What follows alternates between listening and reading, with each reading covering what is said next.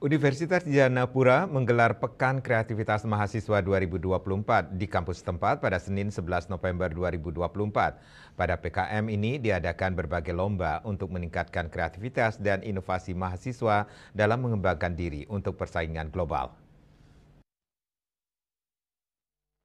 Pekan Kreativitas Mahasiswa Undira 2024 ini dibuka secara resmi dengan pemukulan gong oleh Rektor Universitas Dianapura, Profesor Igusti Bagus Rai Utama, didampingi Wakil Rektor, para dekan di Undira.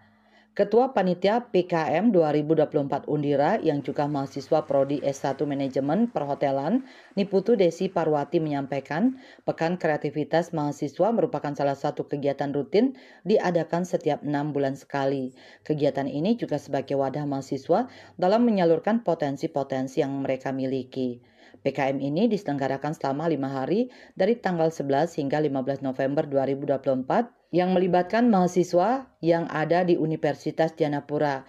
Adapun kegiatan berupa olahraga, fashion show, manajemen Got Talent, e-sport, dan sebagainya. Pekan Kreativitas Mahasiswa merupakan salah satu kegiatan rutin yang diadakan setiap 6 bulan sekali dalam 1 tahun seperti itu. Jadi Pekan Kreativitas Mahasiswa ini merupakan wadah untuk mahasiswa menyalurkan potensi-potensi yang mereka miliki. Pekan Kreativitas Mahasiswa ini diselenggarakan dalam 5 hari dalam seminggu ini. Jadi untuk kegiatannya banyak sekali, yaitu ada perlombaan-perlombaan yang diadakan setiap UKM-UKM yang ada di Universitas Dianapura. Jadi dari hari pertama itu ada voli, futsal, juga ada dari ambasador melakukan kegiatan lomba fashion show, juga ada manajemen Got Talent, juga ada e-sport, dan masih banyak lagi kegiatan yang ada di PKM ini. Rektor Universitas Dianapura Profesor Igusti Bagus Rai Utama mengungkapkan, PKM ini bertujuan untuk memberikan ruang kepada mahasiswa dalam pengembangan talenta atau menumbuhkan kreativitas dan inovasi mahasiswa yang dapat diimplementasikan pada PKM ini.